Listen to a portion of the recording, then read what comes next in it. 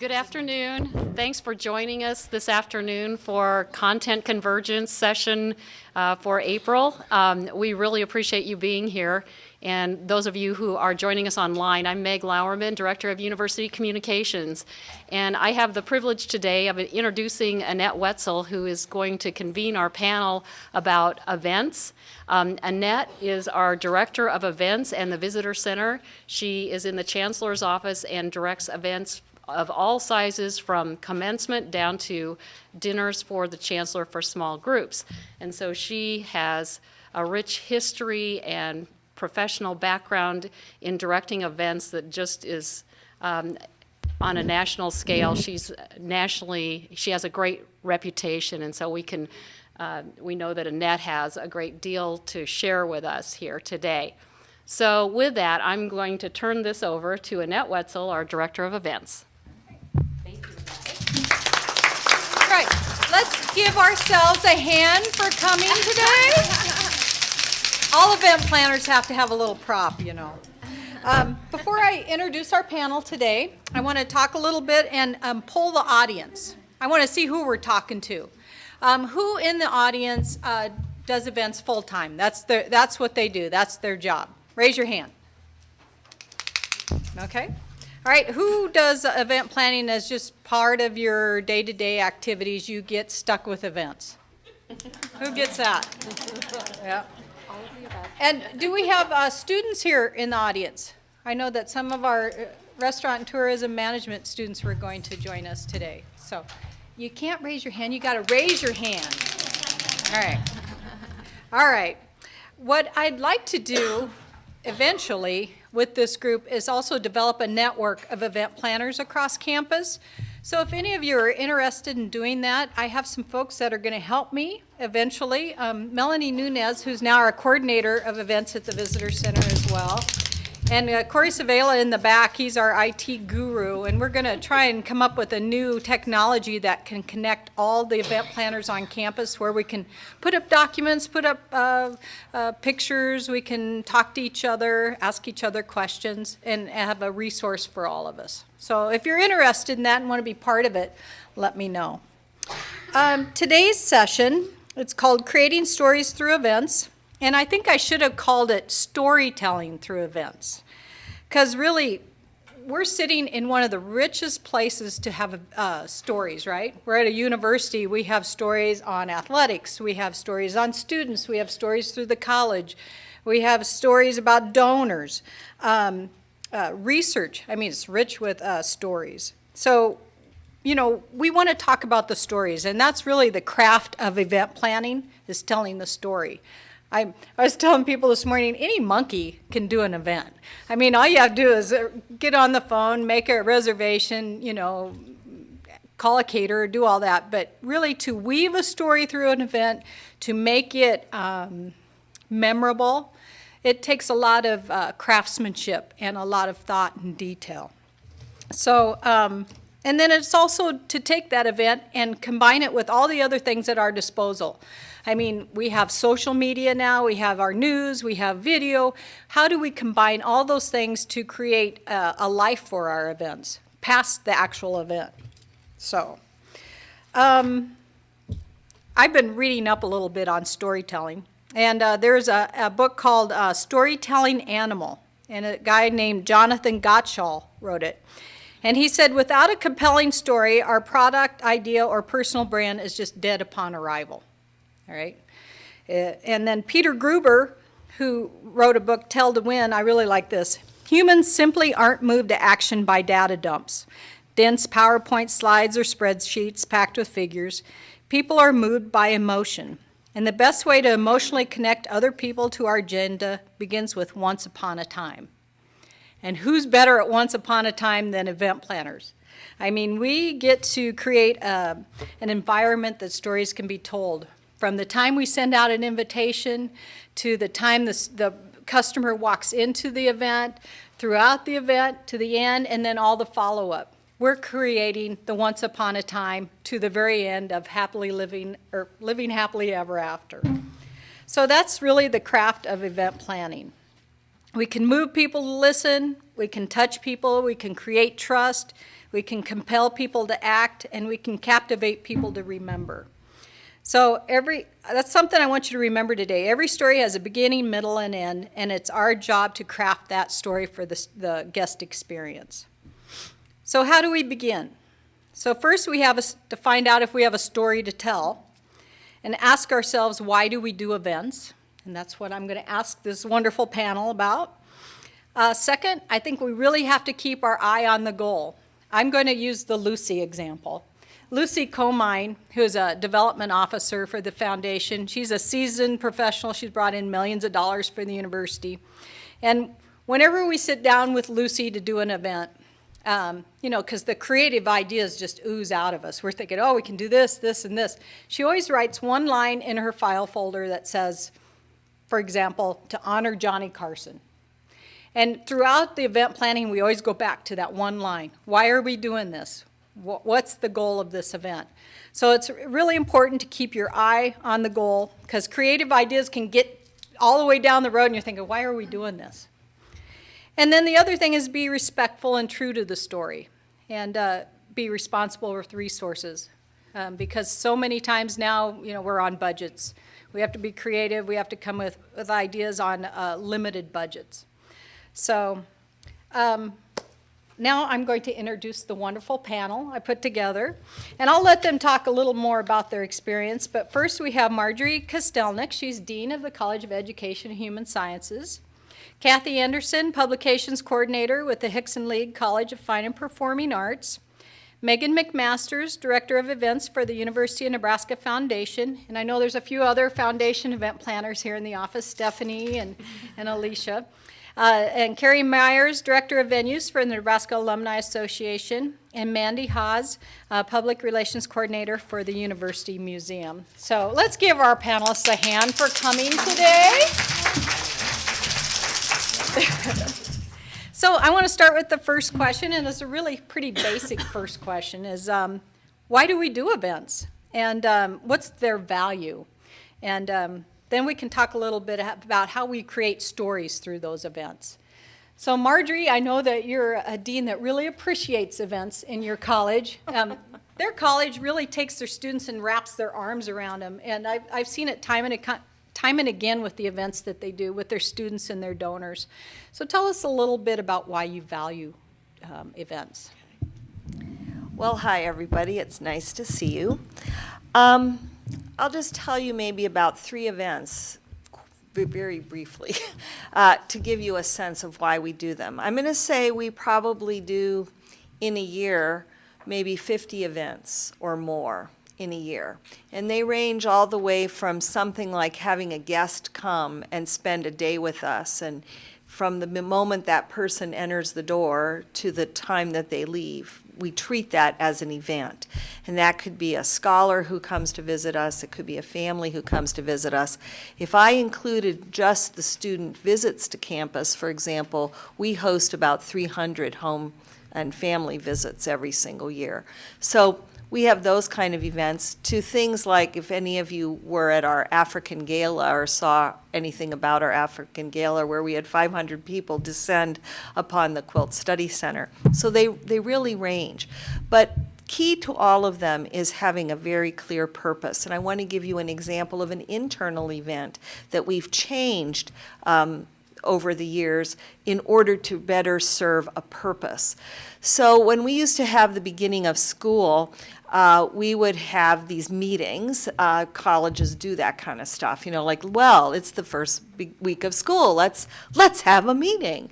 And oh boy, everybody I'm sure is thrilled with that. Well, we found that people come to the first meeting of the year, even if it's going to be dull, because they want to see each other, and because they want to get that feeling of the year getting a start, that we're starting something new. Well, one of the first things I noticed when we brought our colleges together and created the new college was that the staff was in one group and the faculty were in another. So we've changed that because our purpose is to emphasize community, We want everyone in the college to feel like they're part of a community that includes faculty and staff. Now, we're talking 300 people. So it's one thing to promote community when you've got 30 people or 40 people. It's something else when you have 300. We also learned that people wanted to come and just have a good, time to talk to one another, but they didn't want it just to be totally social. They want it to be something where they walk out with some idea of a tone for the coming year. So we use this event to introduce new faculty and new staff, and we do it in fun, different ways. We make sure that I didn't used to do much more than say welcome. I now give a little state of the college speech, which is very short. And last year we used the video Sky over Nebraska, or the thing flying over Nebraska, and I'm telling you, that was such a rousing thing at the end. People just really was like, yay, we're here. And that is exactly what we want to accomplish at this event. When we launched our international programs, for example, we made sure that all the food was breakfast food from all over the world. Some people thought that was pretty cool. Some people thought we had sort of screwed up the breakfast. But the point is, it's always a message. So, and at the end, we always give them a gift. A very tiny something, but it ties into our theme for the year, what it is we're going to be working on for the year. So, for instance, our very first gift was a little clock that said, it's time to become CEHS. And we always put something with our name on it so that people have lots of stuff in their offices or at home. And I mean, we go all the way from tape measures. I mean, we've got lots of different things. But the point is, again, it's a sense of community. So everyone gets a little present at the end. It might be kind of small and silly, but at the same time, it says to everybody, you're part of us. And finally, I'll say is that part of this event is to welcome people. So I always make sure I'm at the door when the 300 people come, and I always am at the door when the 300 people leave. And so our story in that particular event is we're a community, we're doing exciting things, and you're part of it. Well, as Annette said, I'm from the Hixson Lead College of Fine and Performing Arts, so we are probably at a slight advantage in that we have a multitude of performances and exhibitions that we can tie to our events, of course. And for us, most of the events that I'm involved in, I'm involved with one recruiting event every year, which is our Nebraska Young Artist Awards, which is for high school juniors. And we do an annual Honors Day dinner, which is kind of an awards banquet at the end. But most of the events that I'm involved in involve donors and donor recognition, dedications, so forth. And our big goal there is to really connect the donors with our students. The students are basically the center of everything we do, and we just try and connect them as best we can. So it can be something small, like a donor that gave money to the orchestra. We might organize a small dinner and then they attend the orchestra performance, or it can be very large. I think the biggest event I've been involved with was the dedication of the Johnny Carson School, which was basically a weekend-long event that involved a lot of different people. So it just varies depending on the event. I'm with the University Foundation, and so most of the events I work on are also donor recognition events that are tied to a specific gift or getting together a group of donors. And the story that we're telling is the story of the donor to the campus, but also the story of the campus to the donor to keep them engaged and hopefully keep them coming back and continuing to give and be supportive and interact with our students and faculty and the Nebraskans as a whole. Well, the Nebraska Alumni Association, we host hundreds of events a year within our venues. The Nebraska Champions Club, the WIC Center, we're kind of an outreach for the community. And so we see, from our perspective, events coming into the space that are different groups planning events, but then also as an organization, we plan a number of events here on campus and around the country, because we're very much coordinate with chapters to do various programming throughout the year. And one thing that's, usually you'll see us a lot with is our athletic type of functions. So, for instance, our Football Fridays, we've been doing this for the last, I think, 5 or 6 years. That started a year before I came, about 5 years ago. And each year we've kind of evolved that particular program. It always used to be at the WIC Center to start with, in the garden area, and it was basically a pep rally for the university community and fans of Nebraska to come in and learn a little bit more about what's happening the next day at football, I guess, at the game. And so we would have a panelist of local journalists, and then be able to provide kind of a fun pep rally experience. It's kind of evolved, like I mentioned, over the last 4 or 5 years. We also do these types of events on the road. So if there's certain away games that we know that there's going to be a lot of alumni at, we'll send a team out there to provide that kind of, pep rally program. It doesn't necessarily have the full panel all the time, but we have some kind of media recognition, having them talk about what's going to happen the next day.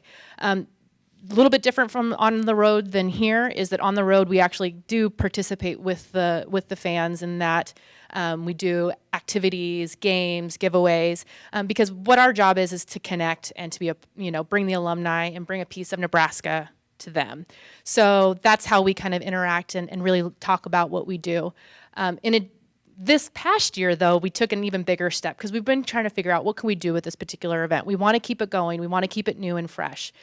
So we tried it at the Champions Club last year, 2 years ago, and that was a good venue, being right next door to the stadium. But the space itself, because a lot of what I do is space planning. Mm-hmm. So what could work best for that type of event? So we kind of made the decision. It was kind of a jump, but we took it to the rail yard this year because the rail yard is the new hot spot in Lincoln, and we wanted to reach out to the Lincoln community in addition to our university friends. So that had been a huge success. It's always funny because you think about, well, should we continue this particular event? But for us, it completely tells the story of what we want to do for our fans and our friends of the Alumni Association. So we're going to take it back next year. And we did integrate a lot more of what we've done on the road in that particular event here in Lincoln. So we do more giveaways, more activities, a lot of kids' games. A lot of alumni love to bring their kids and bring them into the fold of the university through these types of things. So. Mandy Haas from the State Museum, and the purpose of our events is really science outreach. And we have a couple of different audiences that we talk to. We have Lincoln and surrounding community, children and families, and then we also have a more academic audience. So the events that we plan, the most frequent one is Sunday with a Scientist, where we bring in a scientist, and it doesn't have to be with the Natural History Museum. We've had engineering faculty, all different topics, and we invite families in the third Sunday of every month, and they're able to interact with the scientist and learn about the science. And what's really great about that is that if a scientist can talk to a 5-year-old about their science, then they can really talk to anyone about it. And so we find that not only a value for us in having attendance in our museum, but the scientists also have find value in being able to have that experience with a younger audience. We do annual events such as Dinosaurs and Disasters. That event is actually a cooperation between the museum and the Department of Earth and Atmospheric Sciences. We celebrated the 10th year this year. So that one, again, is about science outreach with both our scientists and those of EAS. We have Astronomy Day, again, that's another an event geared towards children and families. And then our academic audience, we will host various speakers and researchers. Coming up in April, we'll actually have the director of the Smithsonian National Museum of Natural History. So that's going to obviously be more of an academic and older audience. So we speak to all of those audience, but really the science outreach is our purpose. Good, thank you. I think a lot of us in the room have to do events over and over and over again. Do you find that? Do you have to do the same thing over and over again? So how do we keep it fresh? I know Marjorie talked a little bit about that. So how do we keep our stories fresh that we do every year from year to year? Can any of you speak to that? I call Annette. Oh. No, I've partnered with all of these ladies on a number of different events, and we generally, I think we're the most creative when we sit down in a room together and just start throwing out ideas. And, as being part of the foundation, it's hard for me to keep a thumb on everything that's going on all 4 campuses that we support. So I just have to have partners on each campus and kind of sit down and go through what's new on the campuses, what's going on with the students, are there things we can tie into, and then on top of that, any kind of fresh ideas that we're hearing, anything trend-wise, color-wise, any of that new stuff, any new linens or flowers or any ideas that anybody has. I think we do a good job of just kind of sitting down and hashing through some of those details. I agree. A lot of times you get a lot of ideas from your vendors. Your vendors can help you a lot with that. But maybe this network that I'm proposing that we can put together, we can throw out those ideas to each other and maybe help each other with some of those events that come every year. And April and May are crazy, so you're always looking for new ideas. I'm going to ask the panel for a particular success story. And some of you have said a little bit about it, but expand it a little bit and tell us what audience you hit with the particular success, and how you took that experience in the event and took it all the way through for newsletters or other kinds of things like with social media or with news, how you expanded on that. Does anybody have any ideas on that? I can talk a little bit about bringing Titanoboa to the State Museum. It worked out for us that our Smithsonian affiliation designation, Titanoboa, and Sunday with the Scientist all kind of happened at one time. So we were able to bring all three events together to make it one big celebration for the museum. We knew Titanoboa was coming, so we were able to do some pre-promotion with it. We worked with UNL to develop some things that we did over at the arena and different things like that. On the day of the opening, we had about 1,000 people through the museum, of which was great. And then the next day we had Sunday with the Scientists, where we actually had live snakes that children could see and touch. So that just added to the experience of seeing the gigantic snake replica in the museum.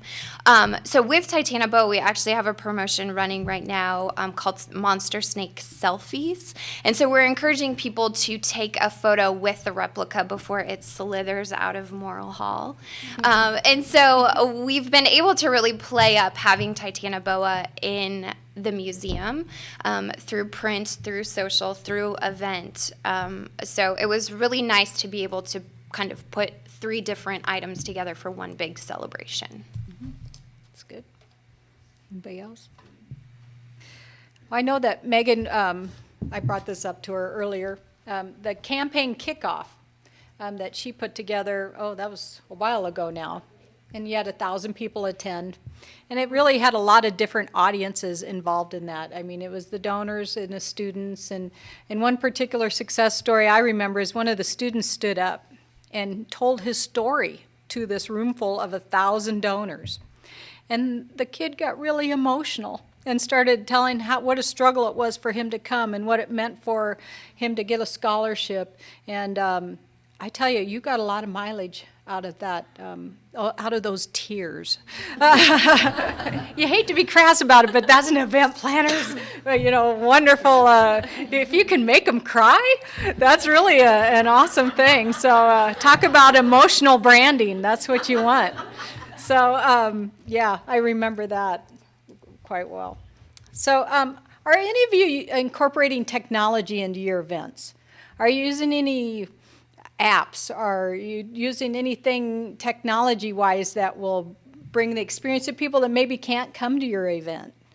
I don't know. Are you seeing any of that on the horizon? I can maybe speak a little bit to that. I guess, for some of our events that we do with the Alumni Association, we do things like Kathe Circle, various student program events. We have a team that runs Scarlet Guard, and they do a lot of live tweeting as well as pre-social media to promote the event, because that's over 1,000 students are a part of that program. And they would like to, every month they do different activities and want as many, students to come as well as be, brought together and have a lot of fun. So in any case, we work with a student group. So that particular student group does a lot with the social media. Live tweeting's a very big thing, I think, for various types of events. And for those people that can't be there, you can kind of follow along. And I'm a little bit more new to this because I don't do this on a daily basis, but you can kind of see as an example of NCAA basketball. People are live tweeting these events, and you can actually see the story of the event kind of come together through the journalists that report on that event or that game. So I can see where that would be a very neat value for people that aren't there, is to just, take live tweeting options. And if it's a conference, then your main speaker just, send out kind of blurbs of different types of quotes that are important from that speaker, and that sort of thing. So. Is Tyler? We're working on commencement right now. Can you tell them a little bit what we're going to do with the tweets and things that we're going to do for commencement? So for commencement, there's lots of people in the audience watching and participating, so we just really promote the hashtag and encourage people to tweet out messages, photos, anything that has to do with commencement using that hashtag, and then I follow that on different platforms so that I can interact with that content, so I can reshare it on Twitter or repost a photo on Instagram, and it really works across campus too, because we can collect stories from all the different groups that in no way can I directly interact with. And we really make sure that the hashtag is prominent in the arena. It's on all of the outside border and then also on the internal, so everybody sees it and is hopefully using it. And any kind of promotion that we put about the event, we use that hashtag so that we can continue that story and really just hope that people will use it. And I'll just add to the Nebraska Champions Club game day. This last year, we tried to do something different to reach out to our club members. They're all about routine. They love to come, they love to park, they love to tailgate, they love to come in and eat, and they like to go to the game and then come back. So we wanted to find a way to reach out to them and be interactive after game day. So I took a little liberty of taking an idea that Tyler had with a photo frame and being able to go around to club members in the lot and have them take pictures about their day. And then with that whole photo frame, there's a hashtag Nebraska Champions Club. So hopefully their friends would come take pictures of them and then go back around and share it on Facebook, share it on Twitter, and that sort of thing. So we're wanting to think more about how we can do that and keep that connection after the event. We haven't done this, but this happened to me. Last year, I was a speaker in Shanghai, China, with about maybe 1,000 parents in an audience. We was part of a panel. I wasn't all by myself. But behind us, there was a screen, and the whole Twitter line just came down the screen right behind us, and people could see that. That generated a lot of excitement in the audience itself, but it also generated an afterlog, so to speak. In other words, a lot of people got in touch with the people who had put this together with questions and comments that they had. And then they got in touch with some of us, and we were able to give them information so that after the event was over, there was a little follow-up that we heard apparently went really well. But it was a little unnerving. If you're you're the panel, and behind you, there's all this stuff scrolling behind you. And at first I thought, well, that's going to be really distracting. But actually, this was a young audience. I'm going to say people in their 20s and in their 30s. That's young to me. And they were really intrigued by it and really pulled in to the story that was being told in that particular panel. So something to think about, I think, for speakers. I have one more thing that I just remembered that we used at Kathe Circle this last year, or this last month. There was a program out there, and I can't tell you what it is, but it's a survey program that allowed the participants to basically text in a word. And it was a question basically, what is Kathe Circle to you? Describe what it means to you in one word. So all the participants texted in, and you do some sort of code to text, and it worked. And basically it was a crowdsourcing type of app that brought all these words together and gave a visual kind of feel of what Kathe Circle is all about. And so it was a great way for the participants to start thinking about, again, who we are, what are we doing, are we going in the right direction? And so for those types of meetings that are conferences or groups, that's kind of a fun visual way to start a conversation. It really helps to bring the whole audience into the program, especially when we're sitting and, just people are sitting in their chairs and they really don't have any chance to interact, especially if you're in a large group, especially maybe like Ian Thompson. We're kind of looking at an idea where, for years we've had people write their questions on a card and pass them to the audience or to the ushers. Or I guess there's a new app that you can actually do your question as we're going and then, goes right to the podium. So, what a great way for the audience to participate and engage. So, some of the other things, let's ask another question. Events are perceived to take a lot of work. Who on your team works on them, and how do you partner with a vendor? That was one of our questions. Okay. Well, at the Alumni Association, we're structured where we have alumni relations teams. We have an events or venues team is what we call ourselves, as well as really a group of communications teams. So we a lot of the ideas start, with a retreat at the end of the year or at the beginning of the year, and we talk about the types of events we want to do. The programmers, myself, work with the programmers to decide where you want this event to be, what's all involved. We've also just started this process of doing kind of a event experience plan, where it's very much modeled after an advertising agency kind of brief. And we as a group together pull that information into this document, and then it gets then moved on to our venues team. And so our venues team is in charge of finding the vendors or creating the kind of the layout, what all goes on, and make suggestions to make that event better. Or not better, but to be the best it can be at that time. So we as a team then will figure out how to get that done. We set up tables and chairs, we host the events, we run the AV, we run pretty much everything beginning to end on the back end or the back side of things. So a lot of times you won't see us, but we are very involved in what's actually going on stage. At the State Museum, we have a pretty small staff when it comes to events. For the events that we do, normally all 3 floors of Memorial Hall will have stations if it's a Dinosaurs and Disasters or Astronomy Day or, a children and family event that is fairly large. We have an education coordinator that will handle the researchers or the students that are coming in to actually do the event. With EAS, for example, and Dinosaurs and Disasters, their students pretty much run Dinosaurs and Disasters, and we're there to make sure that they have tables, that they have electricity. So for us, it's kind of coordinating a lot of that. And then the promotion, I handle most of that with the education coordinator because she has the background for that. Sunday with a Scientist, we kind of have on autopilot. We have a individual who comes in. Sundays are her job. She makes sure that the scientists have what they need in terms of tables and electricity, and she kind of handles that. So she's the point person. Each of our events will have 1 to 2 point people, and they're kind of the information holder on anything that, any question that might come up, they're going to have the answer for it. Good, thanks. Okay, here's a really hard question. How do you measure or evaluate the success of your event? What are some of the ideas and things that you've done with that? Because, we're all having to toe the line. People say, was that event worth doing?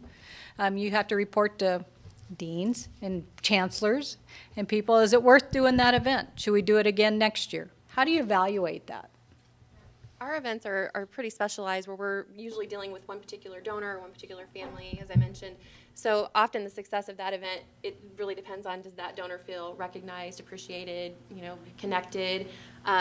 Beyond that, though, we do have some other measures. We have an event assessment that we do where we kind of pull our staff, the people that were there, our fundraisers, our event staff, anybody else that attended, and gather some of that information. And we run some of the hard numbers, the number of attendance. If it's more of a general event where it's not a specific donor family, what kind of group did we get at that event? How many donors, grads, that kind of thing. And then we do send out surveys to our audience from time to time and gather some information that way to try to paint a better picture of if the event was actually a success, or is it something worth doing again, or do we maybe need to revisit the format? Did they like the program? Did they like the speakers? Maybe we need to adjust the time or the date or something like that. Yeah, because you do that a lot with your events in February for all your donors. Yeah, our regional events that we do in the winter months, we do pull those, send out a survey to those people just to see if they appreciated the program that year or if we need to adjust anything. And we usually get pretty good data from those people. Okay. What advice would you give to a group or person or unit just diving into the event world? What kind of things would you tell the beginning person about events? What's your advice? Well, I think the best advice you can give is really to know what the purpose for your event is. Why are you doing it? Are you just having an event to have an event, or what is the purpose? And then that literally dictates everything else in the event. Just like I almost planned that. I think it's important for newbies to understand, to think big, think creatively about your event, but also understand your space, understand the people that are coming to your event, how they're going to walk through the event like we talk about. I mean, it's so important it's easy to forget to explain how do you get to a certain location. In invites, making sure you know where the person parks, where the person, what entrance do they come in. I mean, those are all little details that, for new people, you really don't understand or see that until you start getting a lot of questions. So, I mean, that's one thing that I would suggest is think as a story from beginning to end and communicate that with your group. Building off what Carrie said, I would say put yourself in the shoes of your visitor or your guest. What would you expect to see or hear or do or eat? For us, when we're dealing with little kids, we always make sure that our volunteers know where the bathrooms are because that becomes very important with the little kids. But even with our academics, just putting yourself in those shoes and what would you expect is going to be what they expect as well. One of my things that I do is I sit and actually close my eyes and visualize it from start to finish, like I'm walking through it. And I pick up so many things that way. People think I'm sleeping in my office, but I'm really not. I am visualizing from start to finish what we're actually doing. And you'll be surprised at how many things you catch. And I want to add to that, you have taught everybody so well that you do that through the eyes of the visitor, not your eyes, but Right. from the time they even first know about the event to the time they leave the event. Just walking through it from their point of view Right. makes a big difference in your planning. So important. I think another thing is learn from your mistakes. Absolutely. Don't agonize over them. But things do go wrong or things don't go as planned. And it's really helpful to debrief after an event and talk about from the very top to the very bottom, how did it go, what actually happened, and then to evaluate some of those things. Some of the things that happen unexpectedly turn out to be great things that you want to do again. Other things you say, ooh, maybe not. So I think going over things and reflecting and not think, there's almost no disastrous event really. Even when hardly anybody shows up or, a lot of things have happened at events that I have attended in the last 10 years, all the way from somebody having a fight in the parking lot to the food not coming on the day it was planned. Those things happen. And to think through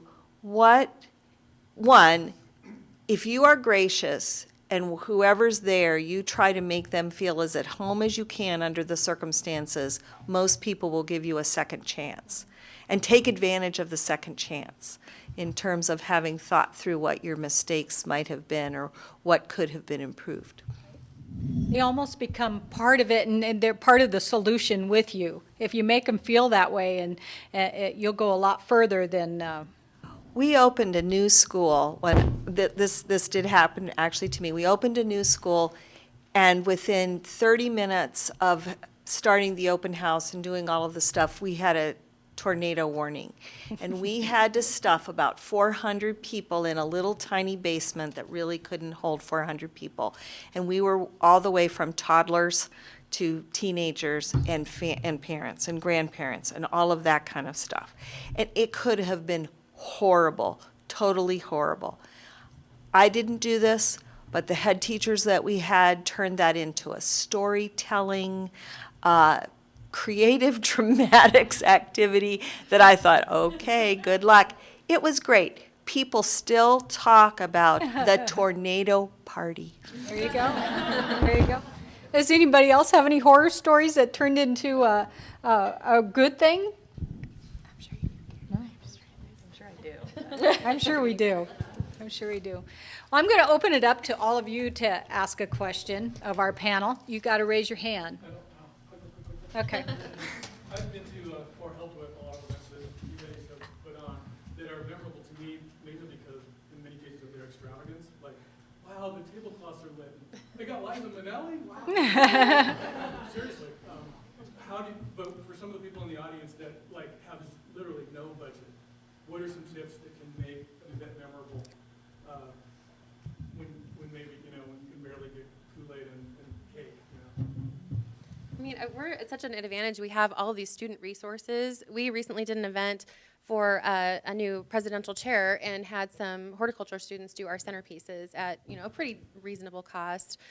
We've also used student artwork as gifts. I mean, there's a lot of different resources on campus for getting things that using that student talent, but also not spending a lot of money to provide something like that in an event. Mm-hmm. Yeah, we're at a huge advantage on those kinds of things. I know you've had faculty or students make jewelry or things like that for gifts for dignitaries. Yes, we did. For Mrs. Carson, we actually had one of our faculty members make her some jewelry. It was a chemistry. It was a glass maker. He made glass beakers and things. Mm-hmm. So he made some glass beads. So, I mean, what do you get the woman that has everything, right? She didn't have that. Well, one thing I saw, a lot of times we talk about centerpieces because everybody thinks that's the visual that you see when you come into the room, and it's very important to have something on the table. But those can be the most expensive parts of an event. So one thing that we've done, and it actually was, again, taken from another event that was in this space. It was a company party, but it was awesome because all they did was buy off of Amazon. If you have Amazon Prime, you get free shipping. Not an advocate, whatever, but it really works. Those bracelets that are glow-in-the-dark bracelets, and it was just a fun New Year's party, and all they did was get about 25 per table and stick them in a vase. And by the end of the night, everybody was putting on the bracelets, making them into headwear.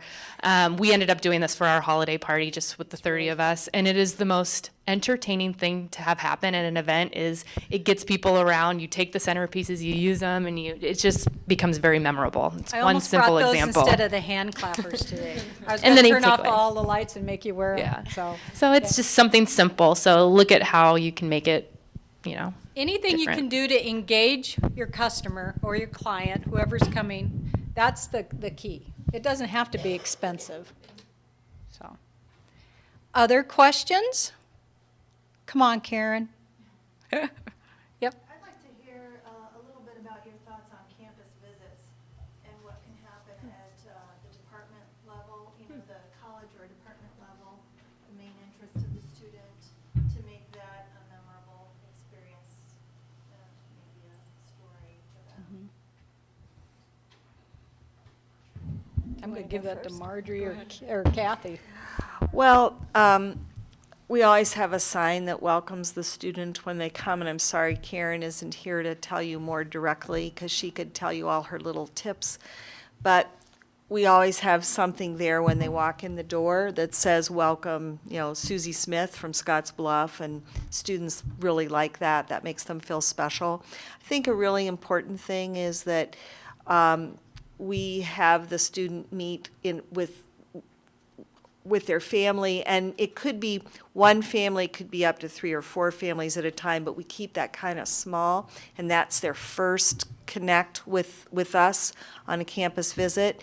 And then we usually have arranged for them to go visit a classroom, to walk through a building with another student, so they have a chance to have an opportunity to talk to a student. If possible, we have them talk to the faculty. But I can tell you that one of the best things is to walk them into a classroom where they see students in action, and a teacher walks up and says, well, hi, Susie Q, we're really glad that you're here, and tells them a little something about the class. Now, we don't want to interrupt, the same class over and over, but that has been probably the single most powerful kind of strategy that we use, is that connect with actually seeing a class in action, because we burst their stereotypes. Their stereotypes are that UNL is this humongous place, you're going to walk in and nobody's going to have the time of day for you, basically, inside a classroom. And that just hasn't been the case. And that really gets them to thinking about things. And I'm like I said, when I tell Karen what my answer was, she'll have 52 more things, and you can call Karen. Anything you can do to personalize it, I think, is the key. I watch admissions all day long at the visitor center, and everything they do is about personalizing. When they get there, they get a folder with their name tag and everything, and it's all very personal. They each have their own agenda, and they send it to their parents, and you guys can probably talk a little bit more about that. Lila, do you have some ideas? Actually, on our PowerPoint, and we pretty much only meet with one student at a time, the title slide says, so you want to be a veterinarian, but we've changed that now, so it's, so Marjorie, you want to be a veterinarian, and they walk in and their name is on the screen, and they seem baffled that we knew who they were before they got there. Now, of course we know who they are, and they seem really surprised by that. So it's just by adding their name on the front of the slide, it's Right. gone a long way. Personal. Yep. Any other questions? Tyler? How do you promote events? So, what do you use? Tyler's not going to like this, but we still do a lot of paper invitations. Yeah, we love the paper invitations. But again, we're really marketing to a very specific group, especially when we're doing an event like a dedication or a groundbreaking or something where we're celebrating a donor family. We do some email invitations. Students particularly seem to respond to that a lot better. We have, there are issues with where are they living, sending it to their home, they might not get it. Send it to their address here, they might not get it. So email seems to be the best avenue for that. And you seem to be combining things more and more, too. Yeah. Like you might send a paper invite, but then you might have an email Well, and a lot of RSVP. times it's multiple things. I mean, they might get an invitation, directly from the president of the university or the president of the foundation or the fundraiser that they work specifically with at our office for whatever their, the college that they support is. And then we'll follow that up with an formal invitation and maybe some emails, depending on, if responses are coming in or not. But we're still kind of stuck on the paper invitations. Any other questions? I Meg? was just going to add, if an event is open to the public, of course, the news voice is important and the social voice. And so a lot of times we'll do a media alert that lets media know that they can come to this event, like the Kathe book reading that we had here in Lincoln last April. And so that's an important voice to keep in mind. And Mandy, I know you rely on news media support often as a public entity. Yeah, the majority of our events are open to the public. And so we start by identifying our audience and we work from there. So obviously we're going to talk to children and families differently than we are to, on-campus faculty. With our children and family events, thanks to our education coordinator, we have some very strong relationships with community schools, LPS, area schools. We do posters for their schools. We do personal contacts to teachers. We send printed material to the teachers for various distribution. We work with UNL a lot for our events. We use the calendar. We do press releases. We have our own database that we work on, so we do a lot of email invitations that way as well. We do printed invitations for the speakers. Like I mentioned, Kirk Johnson is coming from the Smithsonian, so we have a printed invitation for that as well as some electronic. So we look at that audience and how can we best reach them. You know, social is another component that we use quite a bit as well. That could be a whole session in itself on how to create databases and how do you promote. And so, I mean, there's so many aspects to event planning. That's really hard to narrow down into one session here. Today, we just really wanted to talk about storytelling and how do you tell a story and how do you weave it through the whole event. And so, does anybody else have any other questions? Did we have any more email questions, Tyler? No? Okay. Well, I want to have everybody give a hand to yourselves for coming and to our panel. And if you're interested in becoming part of this network, I'd really like to hear from you. And thanks for coming. Before we close our session today, I just wanted to remind you that we're about to post the registration for Think Tank. Communications Think Tank will be held May 27th at the Champions Club. It's a day-long session on storytelling. And so it's about content development from the storytelling point of view, which should be a really interesting day. And we have some creative directors both from New York and San Francisco coming in for this, as well as a professor who is well-versed in the storytelling from creating the arc of a story. So it'll be a very interesting day, I promise. It's the 27th of May, and we'll post the registration next week with the details, and you'll be getting that both on through UNL Today and in emails to communicators. So thank you all very much for being here, and I'd like to thank our panel again for participating. And again, Annette, thank you very much for leading this particular session on event planning.